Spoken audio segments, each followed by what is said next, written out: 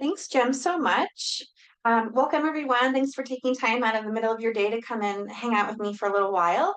I'm Tanna Neufeld, and we're going to spend the next hour talking about how to get started with AAC in the early intervention setting. Everything that I'm going to present on the screen you should have in your handout, but we are going to walk through a couple web-based resources as well that might not be directly linked in your handout. So I'll try to make sure that everybody feels like they have the link to get to those as we move together today through the talk. All right, so as we think about where this early intervention perspective is coming from, I just want to share a little bit about who I am. I'm a speech language pathologist by training, and I spend my whole caseload time working with non-speaking children. Most of my caseload is under the age of 5 as I work through the early intervention program here in Colorado. And I also am a private consultant for some families across the country as I work with them to coach them in their AAC experiences with their little ones. I also work with older children and with young adults, so my practice spans the lifespan, but we're going to be focusing mostly on my experience today with that early intervention group. If you'd like to get in touch with me, I've included several ways to do so here on my About Me slide, including some ways that you can connect with me on social media if you have questions beyond today's talk, or you want to collaborate in other ways.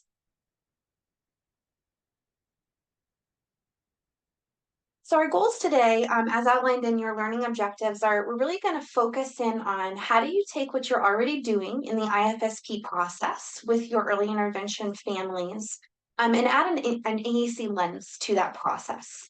So I'm hoping that I'll be speaking in pretty common language for all of you today, language that you're used to in your daily practice. But if there's any acronym or other combination of words that you're not familiar with, please don't hesitate to interrupt me. Pop a question in the Q&A section, and we'll make sure that we clarify that as we move forward together. We have 3 main goals. We're going to identify at least 3 strategies that you can use to bring AAC to your assessment process. And that means, of course, the initial IFSP that you might develop with families to qualify them for services, but also that ongoing assessment that you do as an EI provider as you're making sure that kids are making progress toward those global outcomes that are outlined in our IDEA mandates as providers. We're also going to tackle 3 resources that can help you obtain some AAC tools if you're interested in getting an early start with some of your little ones in the EI setting and you don't have those resources available to you. And then we're going to round out by exploring at least 3 factors that you can consider when you're talking with families about AAC and talking with colleagues on your team about AAC, especially those who might be a little bit less enthusiastic about the idea of introducing technology-based communication to children who are so young.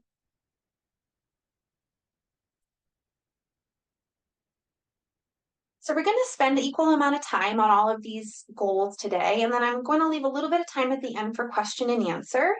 My style is to kind of pause, though, throughout things, and so I'll try to keep an eye on that Q&A as we go, just to see if any relevant questions are coming up that could really add to our discussion today. So I encourage you to be as interactive as you'd like to through the Q&A box, and I'll do my very best to keep an eye on it.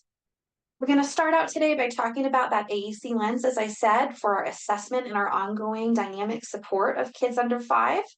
And then we're going to identify some resources that can hopefully get AAC tools into your hands or into your centers, and then talk about how we can really navigate this discussion about AAC with our families and colleagues, especially when it comes to those myths that may still be really prominent in the conversations that you're having.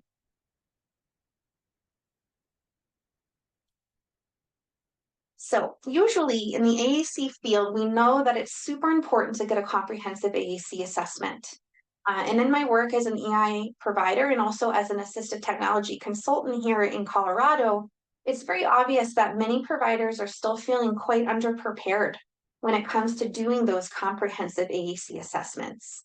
I'm sure many of you have found as you started to practice that you didn't really get the training that you needed in graduate school, perhaps even the clinical hands-on experiences that you needed early on in your career to feel very comfortable in this area. And so AAC assessments may not be something that you actually do as an EI provider, and you may find that you're either in a waiting pattern or your families are on the never-ending waiting lists that may be prominent in your area for getting specialists on board to help you make these decisions. So today we're going to move forward not to give you tools to be a comprehensive AAC assessor. We'll give you some resources to go and continue to refine those skills if you're interested, but today's not really about that. Today's about the rest of us. What do the rest of us do when we have kids on our caseload that we know could benefit from AAC, but we have no idea where to start and we don't have the tools to do that more comprehensive assessment yet? So I'm going to speak to that, more of what is being talked about in the field of AAC as kind of a universal design approach. And hopefully by the time you end today, you realize not only what you can do to get started with your families, but also where you can ask questions and make connections with others in the field to move forward with a more comprehensive assessment for those children that are indicating that they may need such.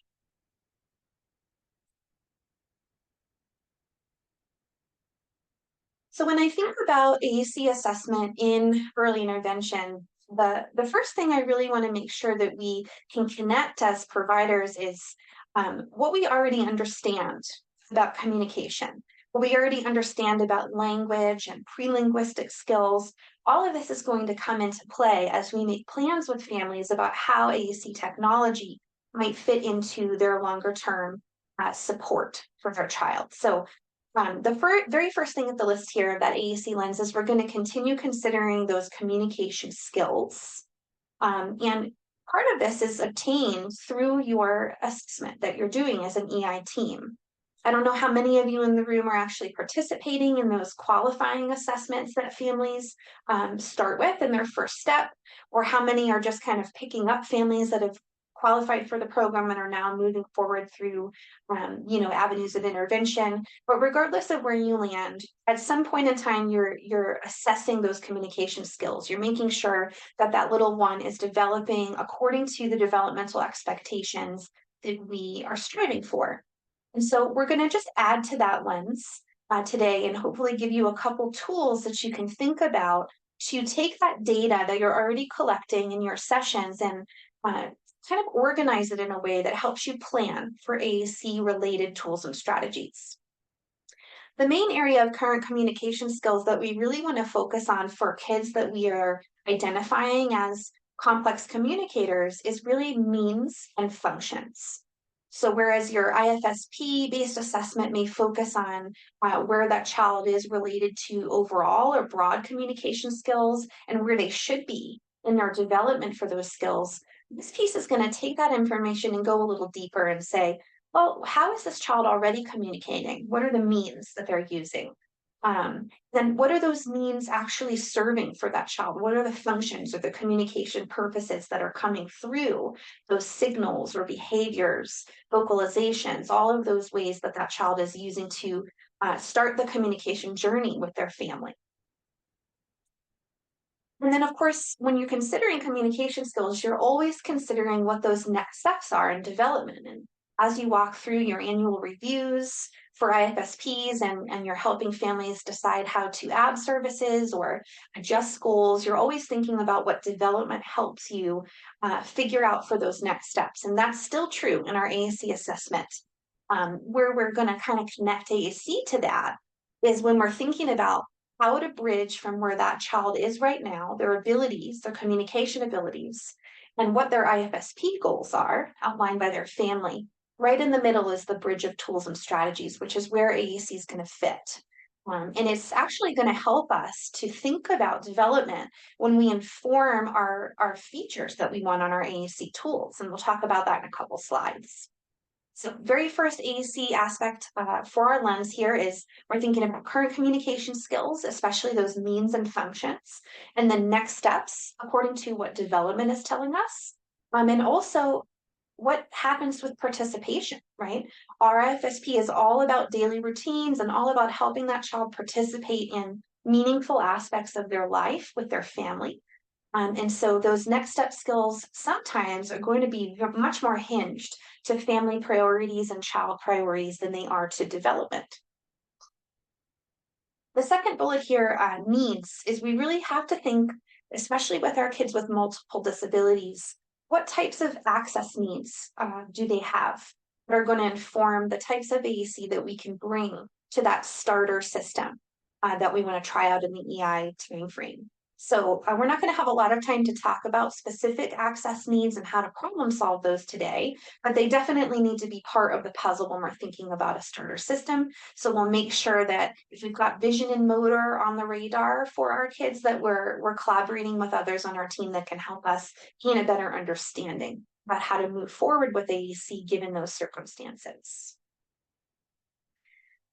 And then, of course, child preferences come into play in our early intervention model often. We're meeting child and family where they are. And so AAC is not going to change that.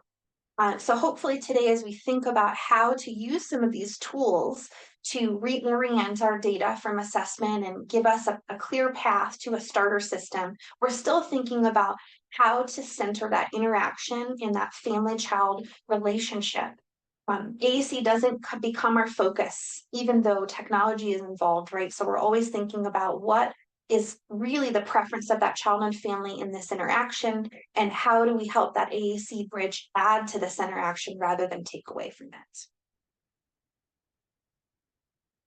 So I'm going to pause and just check here and see if we've got any questions in the Q&A box yet. I see several things in the chat, so let me check that first. Right.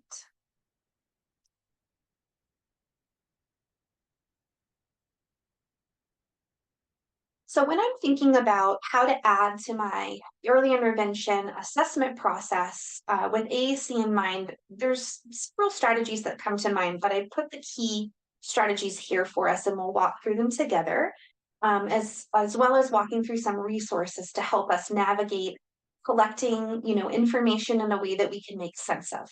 Because when we veer away from standardized assessments or measures like the Bailey or the DAISY or others that you might be using in EI, it can get a little bit confusing to try to figure out what information is important and how to use that to actually make plans with regard to AAC. So hopefully some of the tools that I'm providing for you today and some of the frameworks to get you thinking about the information you're collecting will help add some clarity to what can sometimes feel like a murky subjective pool of information that you're not really sure what to do with. But at the very top of the list here, something that we do prominently as EI providers, right, is interview and use kind of informal ways of pulling valuable information from people that know these children best. Usually they're caregivers, maybe a daycare provider, a nanny, but most often they're parents. So I use a lot of interview beyond that initial family interview to try to set the stage for where I think AAC could fill in some of those gaps for a child and family that are working on establishing solid communication skills in the early years. I put a couple tools here on your slide that I think would be, I think it's just one tool actually linked. I'll show you a couple others in a minute that might help you kind of organize your interview process if you want to conduct a live interview with families over time, specifically geared at these questions around AAC. Or there's some that you can actually give to families in print and then go through that questionnaire together as part of your coaching process. So linked here on the slide, you'll see there's an AAC Compass functional communication survey. This survey you can give to a family, specifically having them fill it out, maybe before a visit, during the visit, so that you can connect with them about it after the visit. You decide. But it's a very informal way of gathering information related to communication signals that the child is already using within whatever routines the family can provide as an example of when those signals are happening.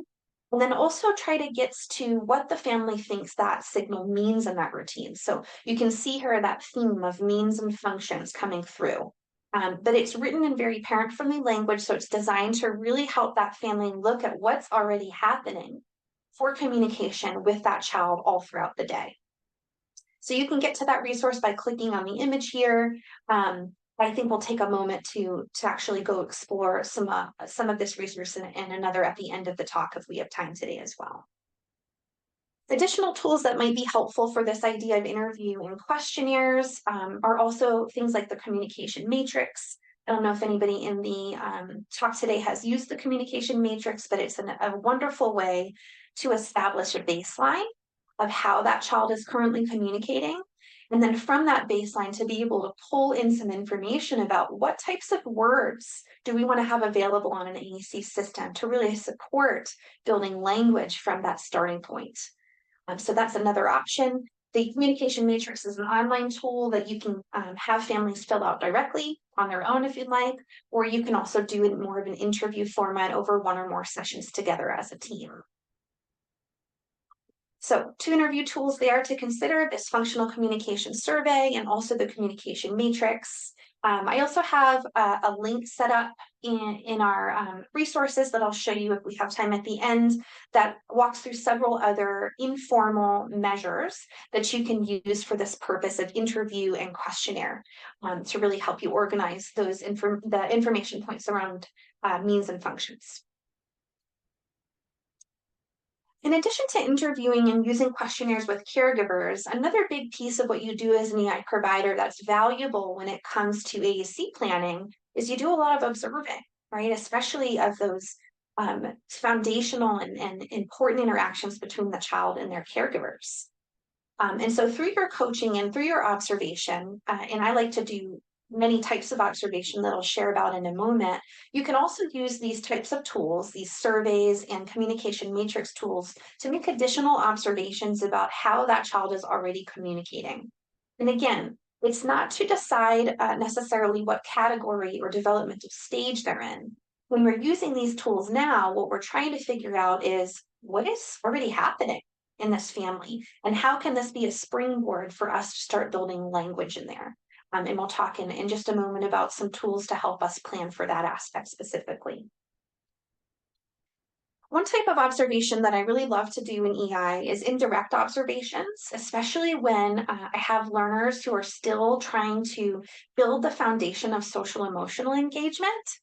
I know many of you probably notice that a lot of your young ones who are complex communicators are still learning how to engage, how to regulate their emotions and their sensory systems in order to engage with other people and share in an activity.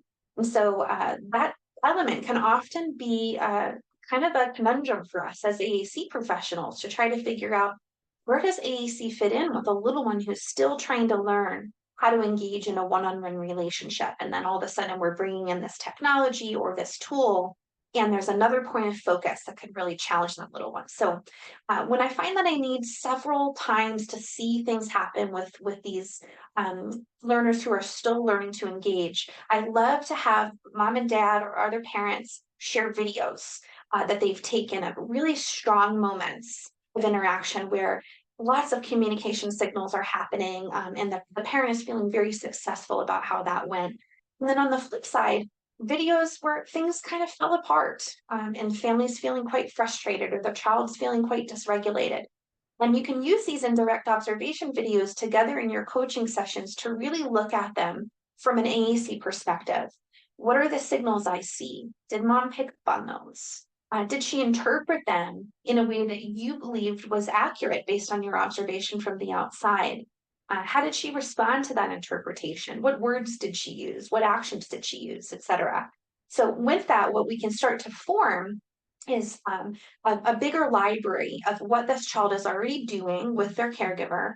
And with that information then, and others that we may gain from our interview and questionnaire process, we can start to create something called a communication dictionary, or a signal inventory is another name that you may see used for this type of tool.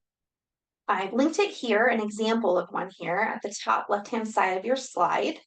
And again, this is focusing on the root of our question. What are the means and functions present in this child's life? They may not be very conventional. They may be just things that parents understand. But when we create a communication dictionary, we're really taking all of those data points we can gather from that assessment, interview, and questionnaire, and maybe some indirect observations to form almost a handbook of the ways in which this child is already engaging with their partners. When you click on this link here, you'll see an example of a communication dictionary template that's available for you to use. But the main columns of this template are at the root of what we're talking about today. It's what is the routine? What is the context, which is on the left-hand side here, that this interaction is happening within. It might be a daily routine, it might be a tickle game, it might be bath time, something that the child really enjoys from a sensory perspective. So whatever that routine is, or whatever that context is, it goes on that far left-hand side. And then that next column over is talking about what is the signal. So what is the child doing?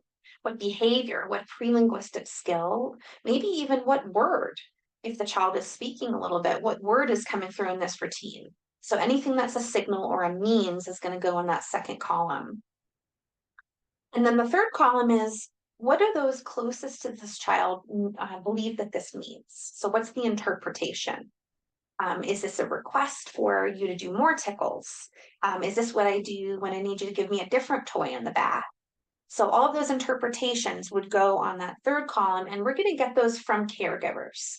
And the caregivers are likely going to have different meanings for some of these signals depending on the context, which is why it's really important to include that context piece as well as the signal and the meaning. And then the part of this table that you can't see that's under the green graphic here is we also want to consider what our responses are going to be. So as you fill out that fourth column with a family, you might ask them a question like, what do you do when Joey signals that he wants this, right? So let's take an example. Maybe Joey has a specific vocalization that he uses when he wants to have a snack. And so during snack time, which is the context, Joey signals by making a certain vocalization, and then mom or dad interprets that as he's hungry. And so that last column, the fourth column would be, what do you do when Joey makes this vocalization? And so a parent might say, we tell him, oh, I think you're hungry. It is time for lunch. I'll get you something to eat. So that natural response is usually going to be what comes out from the parent. I honor what Joey says because I know he's trying to tell me that he's hungry. So I'm going to honor that in a natural, responsive way. But what we can add as providers in our AAC planning process to that response is we can say, okay, well, what words come out of that routine, out of that path that we just made with that family? What core words could we target in a language fashion in order to add to Joey's skills in this particular routine to achieve the goals that he has? So that's a communication dictionary. And again, that's going to be something you fill out with the family, focusing on means and functions, and then adding a little bit more to that element of response to help in our teaching process. So then when we have those communication response columns kind of mapped out, what we can do as a team with the family is, as I said, focus in on those core words. And I'll talk in a moment about some of the different types of words we think about when we're building starter systems for little ones in this arena. But I did include here a template on the very bottom. This one is already filled out for you for a blocks routine, just to give you an example. But if you click on that in your slides, what you'll find is an empty template that you can use to walk through a routine with a family using that communication dictionary flow, and then pausing at that response column and thinking together, well, what are the words that are coming through for this signal? What are some of the core words that we could target on an AAC tool? I do see that we have a question in the box. I'm just going to take a moment here to pause and see if it's one we can talk about now. So the question is, can an AAC evaluation using these steps be a part of a virtual assessment as well? That's a fantastic question. And in fact, I only do virtual EI assessments. That is all I do and all I have done for about the last 4 years. So absolutely, you can use these methods that we're talking about today over a virtual platform. And I think that we don't have time to talk about all the nitty-gritty in today's talk, but one of the things I think is essential for doing it over the platform is to really make sure you're letting the family know how you need their support to facilitate it.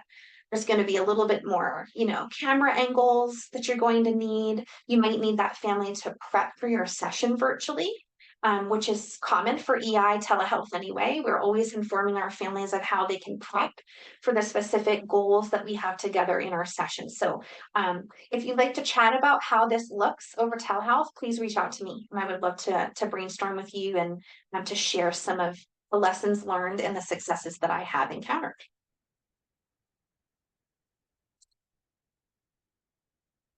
All right, so we're thinking today, of course, of that AAC starter system. So no comprehensive evaluation has happened. We're not really sure what this learner is going to need for the longer term, but we know that AAC could be valuable, and we want to make sure that we get it going quickly. AAC as a starter system is really taking, as I said, that universal design approach where we're not claiming to know all the answers and get the perfect system right out of the gate, like we might if we did more of a comprehensive evaluation. But what we're trying to do is give that young learner and that young family, young to AAC, a chance to get their feet, hit the ground running, so to speak. How do we get in there and start exploring with some basic tools that fit a couple basic criteria so that we can learn a little bit more about what we want from an AAC assessment, a more comprehensive assessment. So we can learn a little bit more about that learner's access needs, for example, because learners who are this young and early to the AAC process, they're usually going to go through quite a bit of changes in the first few weeks and months of using the AAC system. So sometimes if we jump in with an AAC assessment right out of the gate, we could miss a valuable opportunity to see that learner progress through that learning curve. And we may then not make the best recommendations. So there's pros and cons to both. Definitely need an AAC assessment before we move forward with any sort of equipment decisions long-term for families. But if we're starting out with a starter system approach, we definitely want to make sure we're thinking about just a few key features. So the very first thing is these systems need to be accessible to our learners, whether they're light tech or high tech. If this learner has a vision or a motor difficulty, it's going to impact their ability to access technology or print material in the way that we would expect. We're going to need to rely on our OT, PT, and vision colleagues to really help us make sure that these tools are accessible for them. They also need to be useful, which means that they need to have the words and the messages and the symbols represented to cover the basic needs in communication for that learner right now. So in AAC, we call that coverage vocabulary. And that is, what does this little one need right now to communicate more effectively, more specifically with their family? These tools also need to be feasible, which means that the team, family, the child, and all the primary providers involved really need to see this as a doable solution for them. They need to be bought into being able to use it and being able to use it consistently with the child. And then you, as the leader of that team, perhaps need to be able to acquire this technology. So it needs to be feasible in that regard as well. It also needs to be acceptable. And so that means that it needs to really consider the child and the family's preferences in terms of things like portability, for example, or some families are very concerned about social stigma, and they find certain technologies more acceptable than others based on that perspective. Along the same line, certain families are going to have different cultural and linguistic needs, and so we need to make sure that those are represented on these starter tools as well. And then lastly, we need them to be multimodal. And in the early intervention space especially, it's very important that we remember how key it is to have more than one solution, right? The AAC system is not just the high-tech system. It's actually a combination of all types of AAC, which I've listed here on the slide, including no-tech. And no-tech isn't just sign language, it's also gestures and also behaviors and less conventional signals that a child may be using. And so as we're building our starter system, we're going to find that we continue to reinforce many of those signals in our intervention. And that picture-based AAC or those more traditional tools may not have a front and center role right away for some of our learners. They may just be maybe, the backup singer, so to speak, to some of these other strategies. So it's not an all or nothing thing, and it's also not a one technology solution thing. So we're definitely thinking about multimodal, which might include using some light tech and high tech as well together.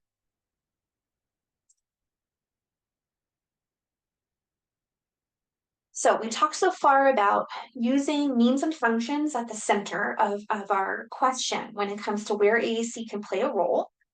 We talked about using some of that communication signal or communication dictionary approach to really narrow in on what that child is already using to communicate and what we think it might mean. And then I encouraged you to use things like a word map to figure out how language could be mapped on top of what is already happening in that family's daily interactions.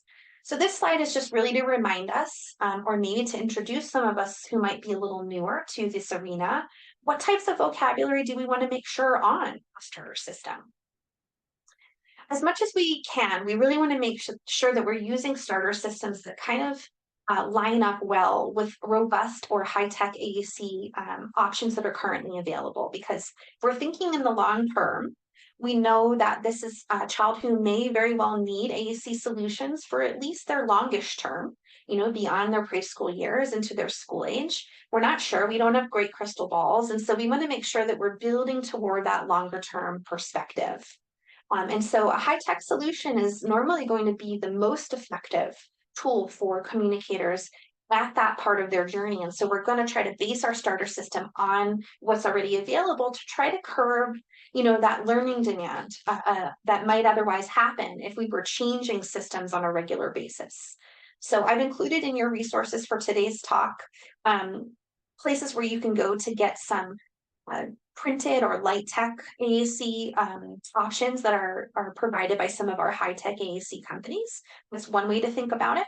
And when we get to those resource slides, I'll talk a little bit more about it. But at the very least, we know that we need to represent a wide range of vocabulary. So when we're thinking about these routines and what the child is already communicating with their own signals, we want to try to see how we can pull from all of these buckets.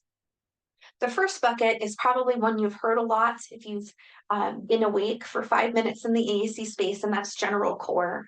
And so core vocabulary, when you see people talking about core vocabulary, it's usually talking about general core, and that's that high frequency.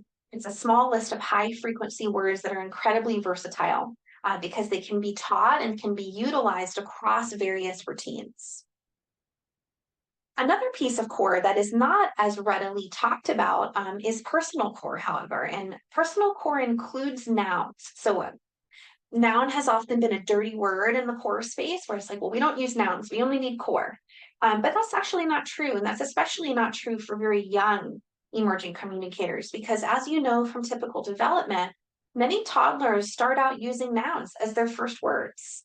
And those nouns are really meaningful to them. They're nouns like people in their family, mama and dada, their favorite lovey, their favorite character, Elmo. These are all personal core. So they can't be used necessarily across different environments or different contexts like the word go or more or finish, but they are core to that child's essential roles and routines in their life. And so they become essential to that communicator and definitely need to be part of the starter system. So in addition to general and personal core, we also need to include fringe. Now, sometimes we're going to have to limit fringe, which is those less frequently used, very specific, usually noun-focused words. We may have to limit them if we don't have a lot of room on our AAC tools, or we may have to get kind of creative on how we're going to represent fringe if we want to prioritize core vocabulary on an AAC tool. But it absolutely needs to be considered in the overall AAC system. And then the last two bullets here are two sets of vocabulary where these other pieces fit within. So personal core, general core, and fringe are all going to fit into these two main categories of coverage versus developmental. And before, as we talked about those features of a starter system, I emphasized how important it was for a feature of a starter system to at least cover right now. What does that child need right now to communicate? And right now might be today, and also like 3 to 6 months from now, right? And some time frame that's in the near future. But developmental vocabulary is going to push that child's development further. And so, whenever possible, we also want to think about including developmental opportunities. So, we might want to have vocabulary on a starter system that's just above what that child is currently motivated to express. And I can give you one example. You might have a lot of learners who are focusing on requesting right now. That's a very emerging communication function. And so, coverage vocabulary would really narrow in on those requests. However, children by the age of 2 and 3 years old are also sharing enjoyment, making comments, and asking questions. And so those are developmental functions that are well on the horizon for this learner that we may want to have available on their AAC system so that we have a means of scaffolding them into those communication functions. So those would be developmental vocabulary. And then the last the last consideration that I'm encouraging to make here is what about phrases? And we know through the literature and through practical advice in the AAC world that we want to focus a lot more on single word vocabulary for these starter systems. But for some of our learners, phrases are really going to be necessary. So don't eliminate them altogether, but really think about some of the situations in which phrases could really be valuable to include in a starter system. And a few that come to mind are if we have students or learners who are physically challenged and getting to phrases that are used frequently is very labor intensive for their body, we may want to have some phrases in there. Maybe greetings, or maybe can you help me, or even phrases that help them engage in humor if that's something that they're motivated by, such as a funny joke or a funny phrase from a cartoon that they want to share with a preschool peer. Another reason we might use phrases is for a child who has maybe sensory or health needs where they need to access that communication very quickly. Right? So, say a child that needs a break, and if they don't get a break quickly, they are going to go into a dysregulated state, have a very overwhelming meltdown. We may want to put an I need a break phrase in their system rather than making them navigate to something single word for word. So, phrases can certainly be valuable. I encourage you to think about where they fit in with your learners based on their profile.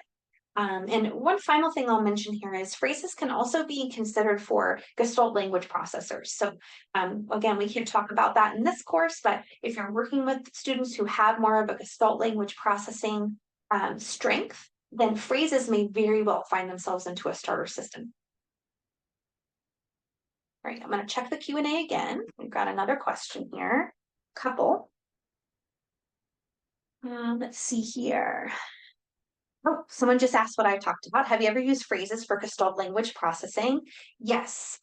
For what we know, in the limited availability of research and practical evidence so far, we know that phrases can be very promising for Gestalt language processors.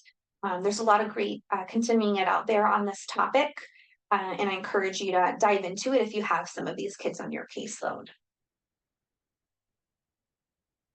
All right, so we've got a couple more here. How young is too young to use AAC? What developmental milestone should be present first above introducing AAC? Very good question. Don, I'm going to pin that question and try to get to it at the end. We got another one here. I start with X icons and I want versus strip. I'm also going to wait for that one for the end because Jason has quite a few follow-ups here. So John and Jason, I'm going to pin your questions and get to them at the end. All right. Sorry that I just skimmed through all those slides too. My rollerball mouse was moving where we shouldn't have been moving. Okay, so we're talking about now, we've got kind of a loose plan. We're thinking about means and functions. We're taking a strengths-based approach of what is this child already communicating? Where is this family already thriving in their ability to recognize and interpret those signals? And what are these meaningful, motivating, socially and emotionally charged interactions that are happening already that we can hopefully infuse some language with AAC within? We figured out we got some core words, maybe personal and general, that we want to involve in the program. We might use a word map that we can help for each routine throughout the day, figure out what words could be most meaningful to layer onto those signals. And we're thinking about some, initial features we need to make sure we consider with learners, especially accessibility for learners who have vision and motor concerns. We have to figure out also where to find these tools. So I've included here in this slide some resources we can chat through and maybe explore if we have the time on how would you find some tools to get started. My very first suggestion at the first link here is just to adapt or create some light tech tools. So light or low tech tools are anything printed, such as a communication book, a communication board. For some of you, it may be a PAC system if that's something that you're using.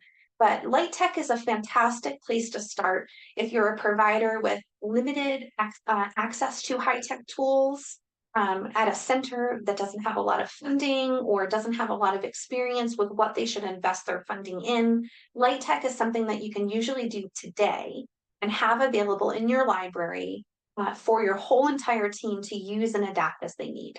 So if you click this link, what you'll get is a curated collection of resources that I have on the Accessible website that are all printable and downloadable light tech tools.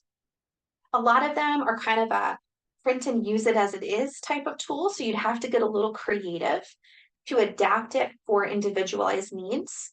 Or you can use it as a guide and create your own. And so at this link, I've also created websites like I've curated rather websites like Lesson Picks and other tools that you can use to create simple light tech boards based on some of these as models that are a little more tailored to the individual preferences of families and children that you serve.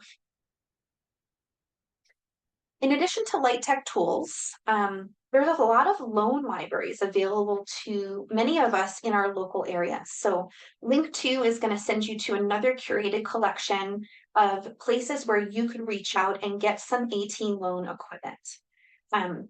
There's also a directory on the Accessible website included in that link that helps you search by state. We've asked some loan libraries to reach out to us at Accessible to tell us what they offer and to whom and who could qualify to get loans from their library, and then we've included them in that directory. So usually universities in your area may have a loan program attached to them. Some school districts also partner with loan programs, and then many of our AT vendors, including AbleNet, will offer loans of particular equipment to providers who are doing evaluations or who would like to trial some equipment with their families. So I've included as many that I can think of as at that number 2 link of places that you could reach out to hopefully get some loans going for that higher tech equipment. And then my number 3 suggestion is, and this is something I have personal experience with in the EI programs that I've been a part of and consulted with, is it's really beneficial for you to chat with your EI teams in investing in an AAC library for your center. One of the things you can count on as an EI team is that you're going to have new children and families circulating through your program on a regular basis. And odds are a significant portion of them may benefit from AAC tools and strategies. So I've included here at this number 3 link just some resources that you might be able to use if you'd like to start building an assistive technology and AAC library for your center. That should include light tech printable tools as well that I've included on link number 1, but it may also be things that your center provides and purchases that you own that you can then provide to families to trial. So I've included there some ways that you as an SLP may be able to get free or low cost access to communication apps on hardware like iPads that you may already have in your center. I've also included on there some other ideas around how to link up with vendors who may be able to provide you evaluation equipment that you can keep on more of a longer term basis if you're a center that is hoping to build your AAC program. And circling back to number 1 of that light tech option, one of the things I've done as a consultant for many EI programs is provided them with access to a core toolbox of core communication boards and books and activity boards and books. And so at that curated link, you'll find tons of printable resources that are kind of out of the box, as I said. And sometimes that's a great place to start. You might just on an in-service day, or maybe have a fun Christmas holiday event with your team where everybody comes and volunteers some time to print and laminate some of those light text supports and just have them available so that everybody can have some in their car as they're going from visit to visit. They can pull them out and use them in their generic form and then figure out how they want to modify something like that for an individual child and family over time. So there's no harm in starting with something that's straight out of the box until you get a little bit more information about how you want to work with the family to modify it.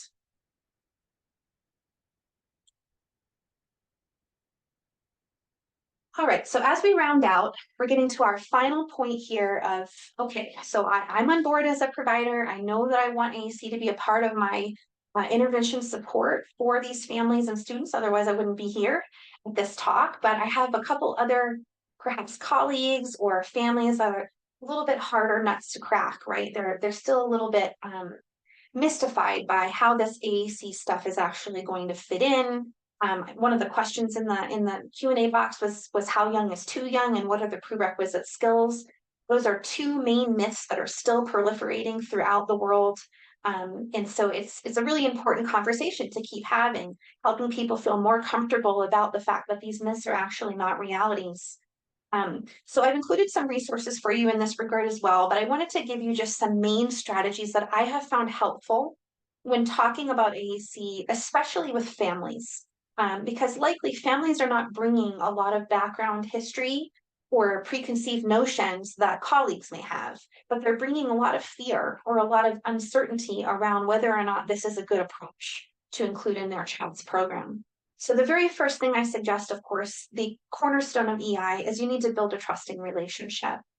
Try not to come out of the gate running with AAC right after that first contact with the family and throw all that information at them because they're likely not going to be able to receive it. I would encourage you not to play a waiting game just for the sake of being apprehensive about having the conversation, but definitely make sure that you've had that trusting rapport before you start mentioning AAC to families. I think it just really makes a difference for how that conversation will go, especially for families who are a little bit more on the fence or worried about how that fits into their plan. Also busting myths, which I'm going to show you a resource in a moment and maybe address one of the Q&As regarding that. The third bullet, though, I want to jump to first is emphasizing the augmentative over the alternative. So one of the main misconceptions about AAC is that it's only used when people don't speak. And that's actually not what it is. If we think about AAC as a universal design or a bridge from abilities to goals, we really shouldn't think of it any differently than using other tools to achieve goals. And that includes using tools for children who are speaking, but their speech is not meeting their everyday needs according to their desires and their family's priorities, but also developmental expectations. So when I speak about AAC, I always like to emphasize how it can be a teaching tool. It's not just a compensatory tool, it's a teaching tool. And what is the role of that visual language in my overall support plan with that family and building that child's language, building their vocabulary, their receptive skills, their emotional regulation skills. So I like to look at it as kind of like a tool in that conversation, an augmentative tool. I also think it's really helpful to draw connections between AAC and other forms of assistive technology. So I think this is important to do in your own mind, but it's also important to do when you're helping others make connections with how AAC fits in. So if you think about, for example, something like a wheelchair, the goal of intervention in early intervention is not necessarily focused on the wheelchair, but the wheelchair is a means of that child participating in other aspects of meaningful life. So if you think about the connections then between AAC, then you emphasize the idea that AAC is that tool that helps participation in that aspect of meaningful life. Sometimes it can help families really see how this is going to serve to add to the program rather than reorient the program.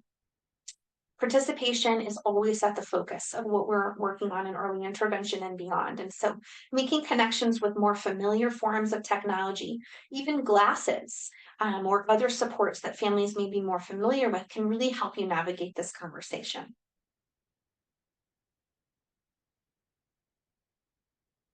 We also want to foster a mindset of competence. And so, speaking a little bit to the question in the question and answer box about when is too young and what prerequisite skills, we really want to help our families understand that even their children with multiple disabilities who have very extensive support needs are capable of learning how to communicate, and that it isn't really up to them to show us the readiness to do that, but it's up to us to facilitate the participation opportunities that we would facilitate any child who is on the path of speaking more readily than the children that we're presented with. So I find in my coaching that sometimes the hardest stakeholders to convince that their child is competent and has the potential to communicate with what seems to be very daunting and confusing technology, some of those stakeholders that are most difficult to convince are parents. And so I start a conversation very early of helping families realize all the things their child is already doing, all the ways in which they're already showing that they're ready, and helping them make connections between what we offer in a typical developmental pattern that we want to make sure we're also offering in this supported or aided developmental pattern. So really helping families do that and helping other providers do that is very helpful. And then the last one here is being patient and gradual. And this is really about you as providers. It's very hard to invest yourself in the AAC process at first and realize that the return on investment is actually quite low for many students. And it isn't because it's not going to be a helpful strategy in the long term.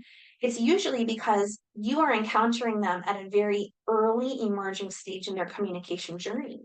So it's possible that your role will not reap the benefits of all of that input that you've put on. And you may not actually see the child even use the AAC system proficiently before they age out of your program. But knowing that patient and gradual approach, you're planting that seed, you're really helping that family learn where AAC might fit in their future and to advocate that moving forward. These can be very key parts of your role as a provider. So with that, we're done talking about specifics here of the strategies I wanted to offer, but I wanted to remind you there's links to resources all throughout your slides, including links to something called the Stacks, which is here in bullet 3. The Stacks is that curated resource page that I talked to you about. It's completely free. You can access all of the links that I've put on there, including links about myth busting, handouts you could share with families and colleagues, AT loan libraries that you could reach out to, printed light tech supports that you could create and adapt for your team. All of that can be located at the Stacks. And then there may be some other resources that are linked throughout the presentation that are at other areas of this website, but I wanted to make sure that you knew this part was here. And with that, before I get to the Q&A box again, I want to remind you all that I'm giving another talk later this month. It'll be offered on demand as well. It kind of continues the conversation. It's really about, okay, I kind of know where I want my tools to start out. I've got some words, I want to put on there. How do I bring AAC into the home? And so this is going to be a talk that's more geared on intervention. And now that you've got a starter system, what are some of the strategies that you would use to bring that into the home and help families integrate that into their daily living routine? So I encourage you to join me live for that one, or reach out and do the on-demand recording if you're not able to attend live. And I also want to let everybody know in the audience that Accessible, the organization that I am the director of, we offer an early intervention conference every year. We're on our 3rd year. So if you're finding that this is a topic that's interesting to you and you want to dive deeper into some of the assessment and intervention topics, this is a free live event that we host every year. So every live conference is free to anybody who joins. And then we do also have some on-demand options available for purchase after the live event. So put that in your modified slides in case you're interested. And then I linked a ton of resources that offer you some research and practical evidence to support the things that we discussed today. With that, I'm going to jump to the Q&A. We didn't have time today to browse all the resources, but I encourage you to explore the stacks, as I mentioned, because that is where everything I mentioned can be found. Stop this and pull up my Q&A really quick. All right. So to answer Dawn's question of how young is too young and what prerequisite milestones do we need, I want to speak to that in two ways. The first is it's never too young to start thinking about AAC. However, how AAC looks is going to differ based on the age and the stage that the child is at. So what I would suggest if I was approaching this for the first time in my own mind is throw all the ideas about prerequisites out the window, because there's no prerequisites for providing an opportunity.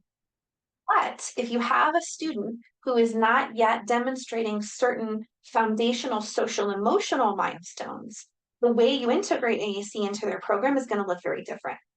So for example, if you have a pre-intentional communicator, a learner who's not showing you that they're really connecting communication acts with another person, they're not showing that they can communicate it with you for a specific purpose, your primary goal in intervention is to shape intention. We're likely going to do that through non-linguistic ways. You're going to do that by encouraging eye gaze, encouraging gestures, encouraging intentional vocalizations, anything that child can do to make you as a partner do something that they want. And that's going to breed intention. And it's going to come a lot through that social connection with their caregiver. And then AAC may be available to model language just the same way that we would do with a pre-intentional infant. Right, so a baby is pre-intentional before the age of about 8 or 9 months. We're speaking to that baby all the while. We're not expecting them to speak back. We're probably not even expecting them to understand our words, but they're engaging with us and learning purposeful intention through that back and forth. And we're always layering on that verbal language. So in the same regard, AAC modeling is going to layer on that verbal language. So the way that you do that and how many words are available will come through the assessment and the intervention trial process, but you're always going to have an access to an opportunity for more advanced communication modeling through your AAC tools. Hopefully that answers your question, Dawn. If not, reach out to me. We can continue the conversation offline. And then Jason had a question here. I'm just going to get close to my screen so I can see it. It says, I start with PEX icons and I want Velcro strip and a choice line Velcro strip with 2 or more choices. I encourage the child to place their choice on the I want strip and we read across the line and they receive what they ask for. So Jason, I'm not sure if you have a question paired with this. I'm going to scroll down and see. With parents or therapists say kids are too young. I know that parents, okay. So I don't think Jason has a question here. I think he just has a comment. Emily's got a question. What would you share with families that say, my son is happy with his current communication needs and is not showing frustration when he is not understood? I don't think he is ready. That's a beautiful question, Emily. And I think it speaks a little bit to what I was just talking about. David Buchelman, who is a pioneer in the field of AAC and a prominent expert still to this day, talks a lot about the importance of investing money in the bank, right? So the AAC investment that we make in the first 3 years of life when that child is very well meeting their needs without language, right? They are, and I wouldn't question that parent. But the investment we make is to set the stage for the future. And so I would kind of use that analogy that we just discussed briefly about how we speak. We never don't speak to an infant who is developing typically and who is likely going to be a speaker. And so we want to make sure that we're also thinking about how we speak in pictures to a learner that may in the future very well be a picture-based language user. So I think that's a very watered down answer to your question that we could talk about at more length, but I think what we want to help families understand is we're not really laying the groundwork for them to communicate right now as much as we're laying the groundwork for them to communicate later on in the future. A second thing I would also consider in my conversations with families who have that comment is that we want to make sure that they know that all of those ways in which that child is already communicating are AAC. And so maybe the goal in that regard for a family who isn't ready to take the leap to picture-based AAC is making more robust use of those no tech exchanges. How do we help that child use their signals to communicate a wider range of functions, to take more turns in a conversation rather than just building their basic needs and meeting their basic needs?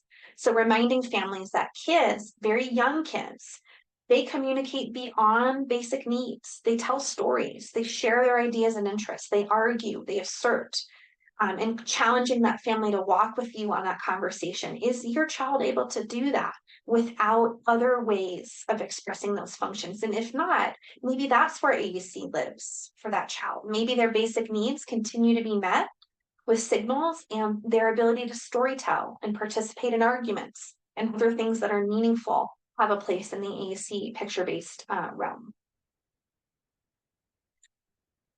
All right, we've got a couple more questions here. Just a reminder, you're free to leave at the hour. As long as you stay the full hour, you get your ASHA credit. I will stay on and answer questions for a little bit longer for those who are interested. All right, we say, let's see here. How many people with established AAC devices continue to use their AAC? That's a great question, Margaret. I don't know the answer to it. But I can look into it and reach out to me if you still want to keep the conversation going, and I'll share what I find out. Another question is, do you have a preference between photo and picture symbols when starting with your young AAC users? I would say there is no hierarchy for symbols, but remember, they need to be useful and feasible for that student. And so any of your learners who have vision needs, such as cortical visual impairment or other visual acuity problems, photos may very well be needed for vision reasons, not for cognitive reasons. I also think photos can be really helpful for very personal vocabulary. So for example, in a starter AAC system, I would definitely have the photograph of a child's mother and not a generic symbol of their mother if I wanted them to use that to ask for their mother.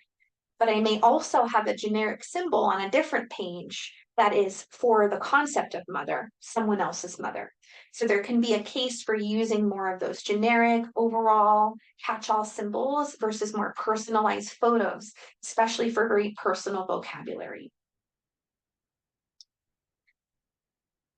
Let's see here. Do you know of any research that supports length of eye gaze with choice making, such as gazing at an object picture for 2 seconds? I do not know of any research that's linking those concepts.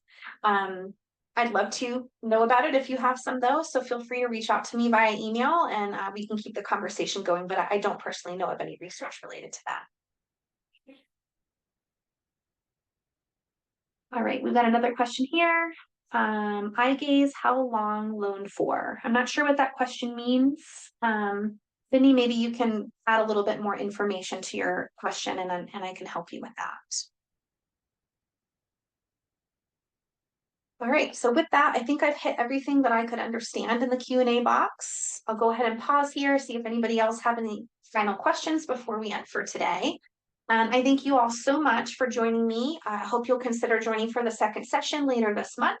And please explore the resources we shared today. And if you have any questions, don't hesitate to reach out to me over social media or email.